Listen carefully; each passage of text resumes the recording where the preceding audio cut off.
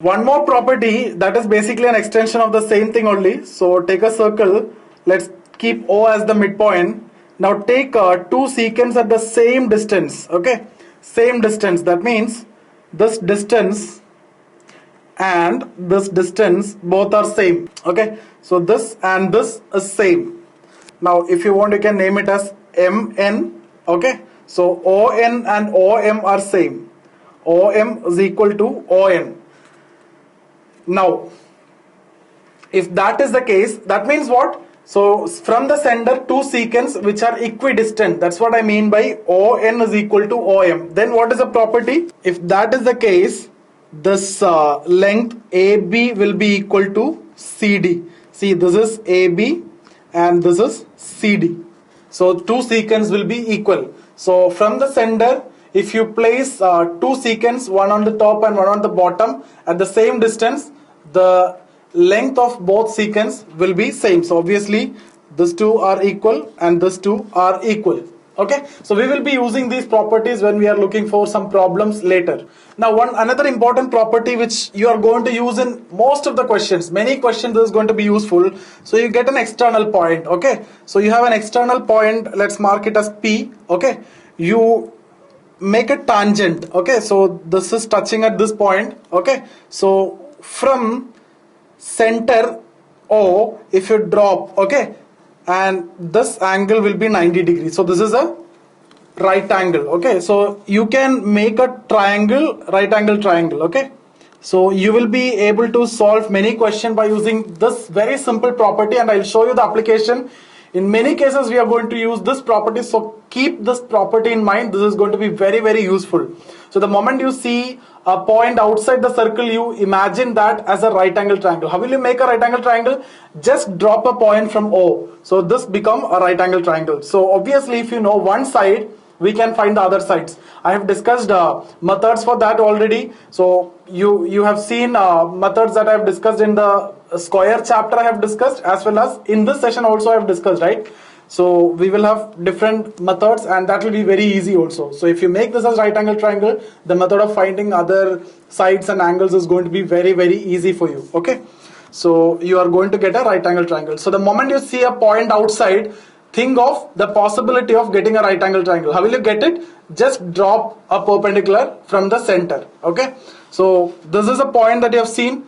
So you just drop a perpendicular, then you got a right angle triangle. Just join this two, right? Just join this two, you get a right angle triangle. So this is very important property, and this is what we call as tangent perpendicularity theorem. You don't want to know the name of the theorem and all, just remember this property, tangent perpendicular theorem. See, you have an external point here.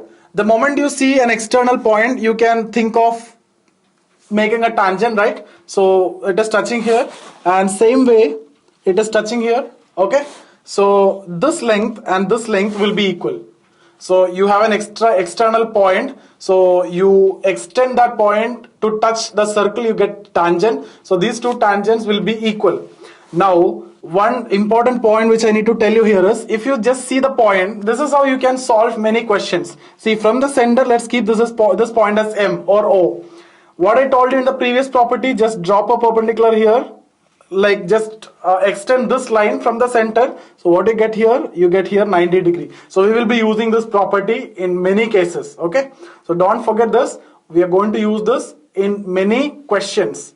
So this angle will be 90 degree. So this length and this length will be equal, and which is known in most of the cases. Why? Because this is nothing but the radius. This is nothing but the radius, and we know this two will be equal. And if you know one among this, or if you can find one among this question is going to be very easy for you. So we are going to discuss about this when we discuss about the questions. Okay, so what you are getting here is actually a kite, but what I have started with, a point. So what I have done, if you remember, I just told you have an external point. Then join this, this two length will be equal. Then from the previous property, if you drop from the center, this will be 90, and this two will be equal because these two are the radius. Very useful property, keep in mind. So what you are getting is a kite, and adjacent sides are equal. This two and this two are equal. So one more point is, if you drop the diagonal, okay, one diagonal is a perpendicular bisector of the other diagonal. So this and this are equal. So this is also going to be very useful. Okay, so what you got from this external point, you got a kite. From that, you know these two are equal, these two are equal, and these two are equal. Now if you are getting at least one, it is going to be very easy for you. So just keep this in mind. So here the diagonals are angle bisector as well as perpendicular bisectors. Okay, so we will see that. So let's suppose you get a question like this: 3 points outside the circle. Okay, one here and one here and one here. So something like this. Okay, 3 points you got outside the circle. What do? You can drop the tangent. So basically I want you to join this point such that it touches the circle. Okay, so I have given you 3 points outside the circle. These are the 3 points. So the moment you see 3 points, you join them, and what you get, you just combine it with the radii. Okay, so here you have the radius, you just join with the radius. You are actually getting 3 kites, right? So in this 3 kites, you know these 3 are anyway equal because that is nothing but the radius, and this 2 will be equal, right? This 2 will be equal and this 2 will be equal. And now if you use the diagonals are the angle bisectors. So if you take this diagonal, this angles will be equal. Then if you take this diagonal, this angles will be equal.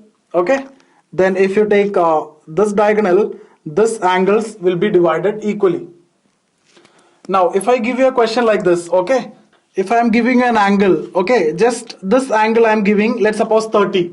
What you can do is, this is 30 which is given, and you know this is 90 and this is 90. So this two together is 180, and this kite completely if you take, that is 360.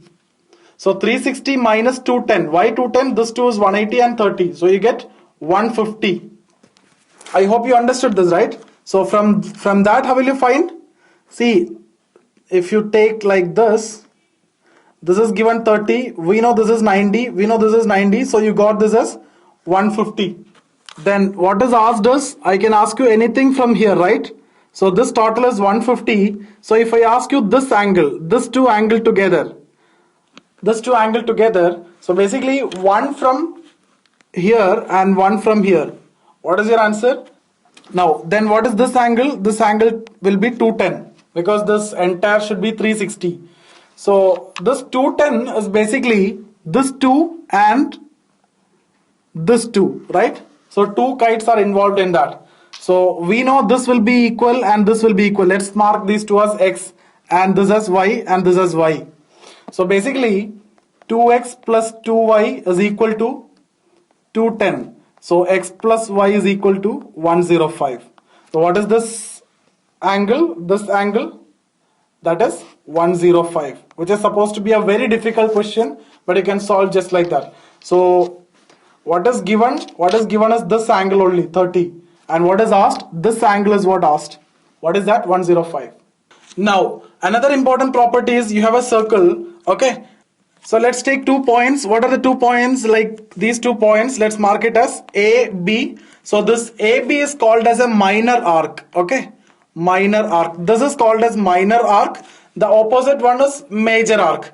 Now the angle inscribed in the minor arc, if you take 2 angles, okay, so this is one angle and this is another angle, these two will be equal. So if this is C and this is D, angle C equal to angle D. Why? Because these are the angles inscribed in the same arc. Now in the same situation, if you take a different scenario like this, see again, let's take a minor arc.